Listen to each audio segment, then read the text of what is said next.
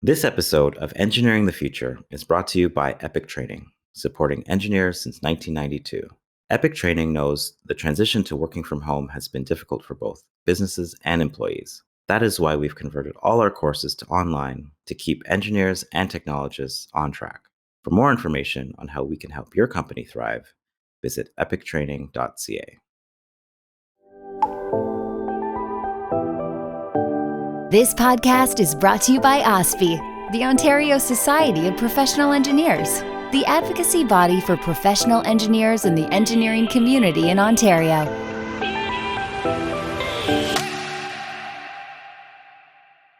Welcome to Engineering the Future, a podcast presented to you by the Ontario Society of Professional Engineers. I am your host, Jerome James. Today I'm joined by Karla Avis-Birch, engineering graduate and Chief Planning Officer at Metrolinx. Karla guides the planning and benefits of the regional transportation network and supports evidence-based decision-making in the delivery of transit projects. She is deeply passionate about forging end-to-end transit solutions from vision to reality, region-wide, for decades to come. Karla, welcome to the podcast. Can you tell us a little bit more about your role as Chief Planning Officer at Metrolinx? What does this entail? Thank you, Jerome. And thank you for having me here on the podcast tonight. So my role at Metrolinx, as you mentioned, as Chief Planning Officer, is working in three different segments, but really delivering on transit solutions across the region.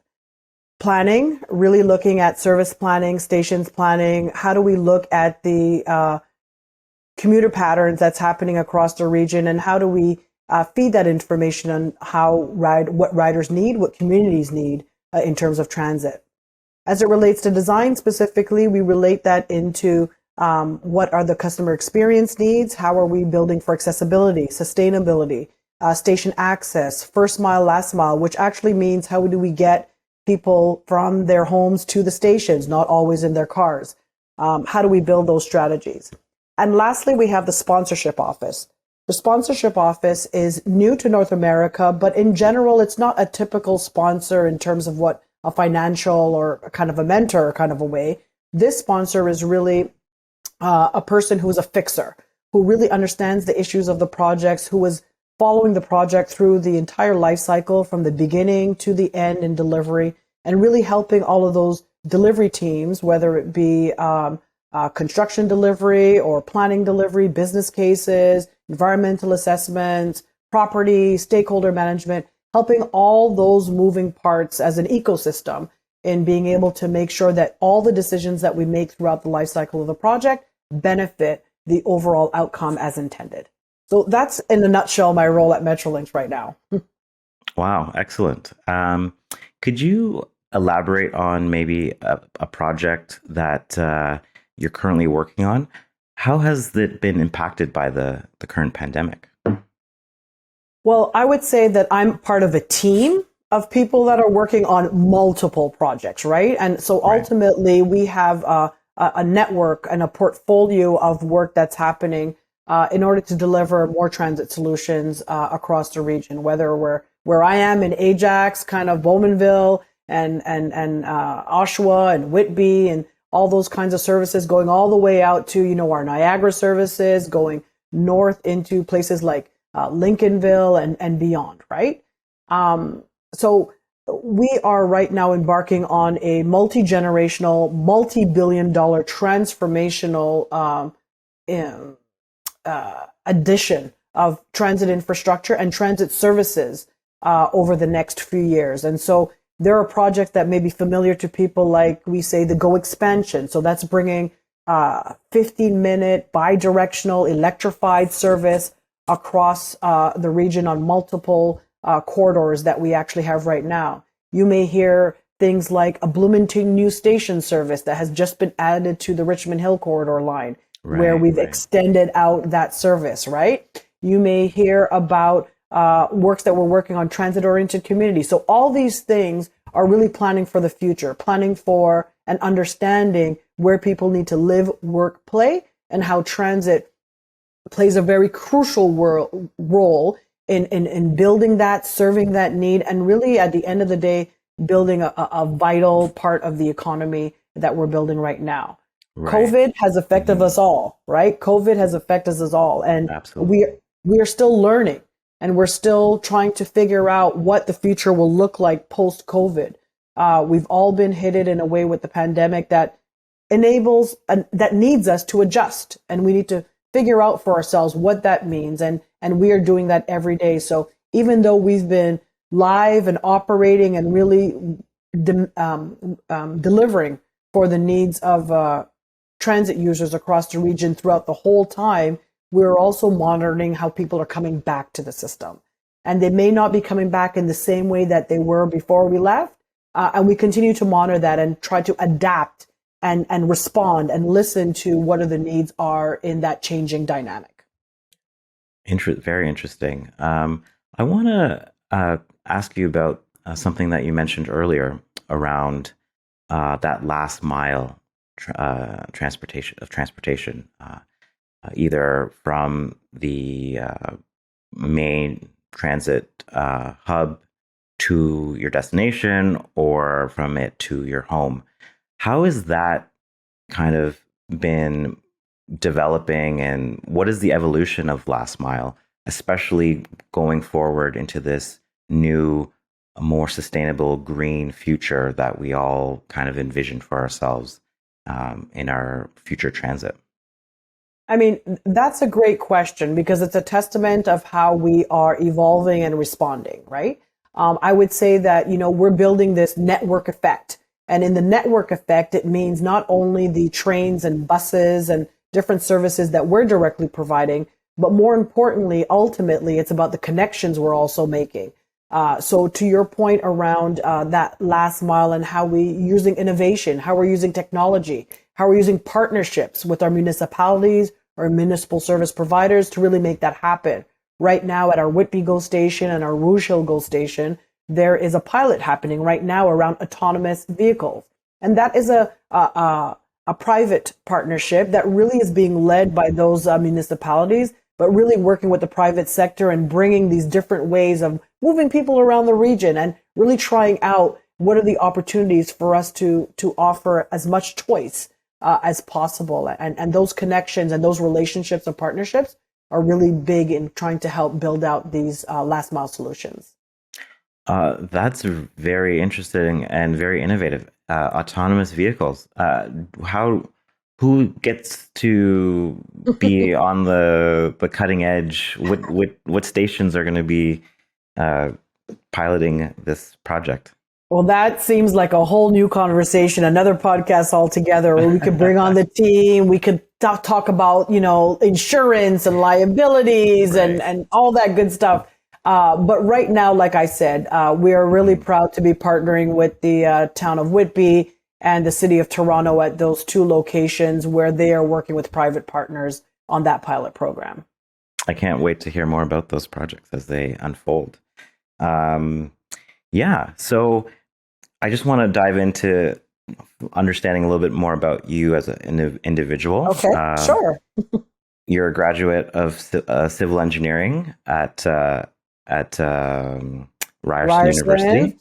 Nearly to be formally known as Ryerson University. Very That's proud right. of them for that. That's right. You received your professional engineering designation in 2001. How has your training as an engineer prepared you to take on such a critical role at Metrolinx? Well, it's only part of the story, as you know, as you build out your career and you start to grow. But what I would say, and I've said it before in other forums, it's given me street cred, right? So it allows me to really be able to get my hands dirty, really understand what we're talking about when there's just lines on a page, really understand what's behind being able to put in foundations into a ground, what's behind being able to work with the contractor, right? And how do you plan for a project and deliver that project? So, when I was in school, I never really felt for myself that I would be figuring out, how much crusher run stone I would need versus, granular A. I never thought that I was actually going to be designing a beam, even though that was my thesis. but I did know that I was going to be solving problems. And I did know that I wanted to take that thinking, that engineering type of thinking around problem solving, understanding the solution, trying to find a solution, building facts, data, working with numbers, working with ideas, concepts to really put together, a simplified version of a very complex issue. And I would say that, all the classes that I took building out at Ryerson to get my engineering degree, and even some of the work that I had to do to get my my professional engineering designation at the time, because you had to do contract law, you had to do some other things, really allowed me to kind of build out some visibility to how you actually get something done. Right. And I would say that at the end of the day, being able to deliver on results is one of the biggest values that I kind of took out of my education. We hope you're enjoying this episode so far. At OSPI, we're here for you, making sure government, media, and the public are listening to the voice of engineers. You can learn more at ospi.on.ca. I just want to move into a little question. I would be remiss if I mentioned 2001 and didn't bring up September 11th, 2001. That day we saw a lot of things that we weren't necessarily prepared for, and we had to think on our feet. And there was traffic, air traffic diversions and plan Bs and Cs being implemented. How do you think that experience affected planning from a transit perspective moving forward in the case of, X, Y, and Z happening in the future? Yeah. Listen, September 11th hit the world in a way that we are today taking for granted. Taking off your shoes at the airport is something that we didn't do before, and now you plan for it. You probably wear different shoes when you go just because of it, right? Mm-hmm. I think that it made the world a little bit smaller, right? We kind of connected in a way with everybody around the world. Everybody gravitated to the US. We even had, I remember at that time I was in construction. I was working for a developer. And I was standing in a building and we were talking about is something coming to the CN Tower. So as it relates to kind of how we move in the world and even how we bring that to our professional life and in transit as well, it's around, you're never going to have all the answers on day one, but you have to be able to be flexible and agile and really open to how things are going to be changing underneath your feet. And you're going to have to be able to react the best way you can. Even in the most tragic of circumstances, you have to make split-second decisions and live with the consequences. And those consequences may prove to be good or may prove to be bad. And that's okay, right? The journey is really what matters here, and how you're able to just switch gears and pivot and not be bogged down by finger pointing or blame. It's really around recognizing where you are now and what you need to do to get to the next place. Absolutely. And from your perspective, why do you think it's important to have engineers around the table to make those critical decisions moving forward with regards to strategic planning or the future of transit in Ontario? You can't make a decision without having all the information. And as important as it is to have engineers at the table, you need to have planners at the table. You need to have economists at the table. You need to have visionaries at the table. You need to have construction builders at the tables. You need to have operators at the table. So the message for me here is you need everybody at the table. And I mean, I hate to do a plug for diversity and inclusion, but that is the benefit of, diversity in thought, really having a very inclusive environment that you're listening to all those voices. And together, collectively with those voices, you have decision makers who are then making sound decisions, having all the information in front of you, understanding the risks, And some decisions may weigh heavily on the engineering. Others may weigh heavily on, your P&L, your cost benefit ratio, or your revenue, or a political decision, or a community benefit, or, there's always different criteria or different factors that are going to make your choices. But absolutely, I mean, my brothers and sisters, dear, close to my heart, engineering, are at the table to kind of really help you, give you the black and the white decision information that feeds into everything else. Because at the end of the day, it is all shades of gray. Absolutely. Absolutely. Yeah. So just moving into a little bit more about the things that you've been involved in outside of your day job. You were shortlisted for the 2020 Women in Infrastructure Network Outstanding Leadership Award. You have been the past president of Women in Transportation Seminars, Toronto area chapter, and were federally appointed by Infrastructure Canada to serve on the Windsor-Detroit Bridge Authority Board of Directors to oversee the construction of the Gordie Howe Bridge. What advice would you have for young people starting out in their careers in engineering? What does it take to be successful? Oh, that's a big question. Let me start with the first part. What my advice to engineers is pursue what you are loving. So you've already chosen engineer for a reason, but like me, it may not be a traditional career path like in a consultant firm or designing or an architect or what it may be. And that's totally okay. You need to allow yourself to be open for other opportunities, even in transit. I don't think starting out in civil engineering that I would have thought that transit would where it'd be landing, but I have, and I love it, bringing value add. And I feel that I wouldn't do anything differently right now. And so my advice here is to really be open.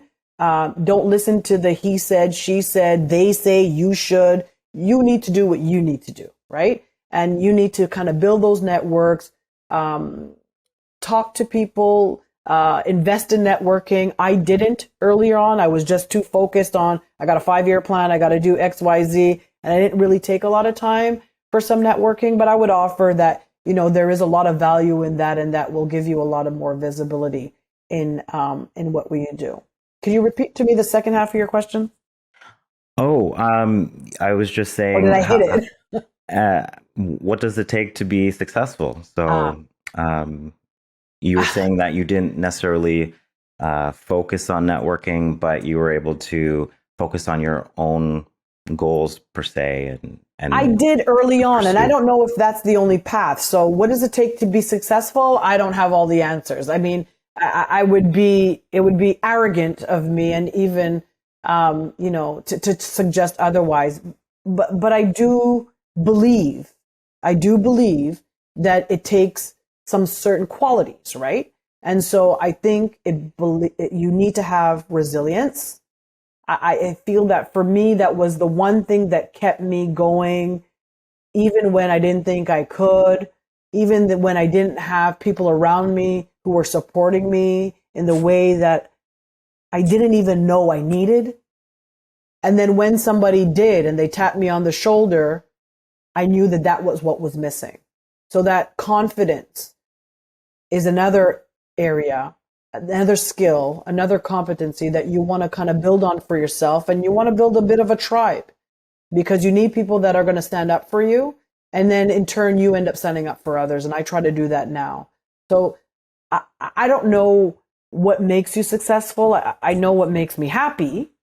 Mm-hmm. And if I had any advice, I would say focus on what's making you happy. That's infectious. People are going to believe in you, trust in you, rely on you. And then in turn, you're going to feel successful. Do you believe that you are a role model for young people of color coming up in the world? And if so, how has that shaped how you lead today?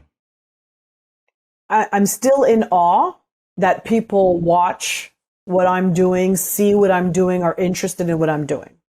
Part of the reason of all those things that you talked about of me doing outside of my day job was huge part because I wanted to prove to myself that I could offer value outside of people that are paying me on the day to day. Right. So that speaks to this, perception, this understanding. I understand now that it matters, particularly as a Black woman in a predominantly male industry. I am overwhelmed by how many people reach out and say, "You're giving me that extra inspiration. Tell me about, I want to learn from you," or I'm just seeing you there. Just seeing you there is enough for me. I'm clear-eyed that is important. I am clear-eyed that is important. Didn't set out for it to be that way, but I for sure am leaning into that and will do and try to do whatever I can to help represent all of us in the best way and start to open doors where they may have not been before, and be the same shoulders that people could stand on for me that I am standing on of others. Well, thank you so much for sharing a little bit about your personal story and your journey, as well as the very interesting, insightful goings-ons at Metrolinx right now. It was really great to talk to you today. Thank you, Jerome, and thank you to the OPSC for even having these podcasts. I think that it is hugely, hugely beneficial to everybody out there and to learn just a little bit about engineering, a little bit more, STEM industry all the way. I'm happy that you were able to join us. We've been speaking with Karla Avis-Birch, an engineering graduate and chief planning officer at Metrolinx. I am your host, Jerome James, and you've been listening to another episode of Engineering the Future. From all of us at OSPI, the Ontario Society of Professional Engineers, thanks for listening. Please be sure to subscribe so you don't miss an episode.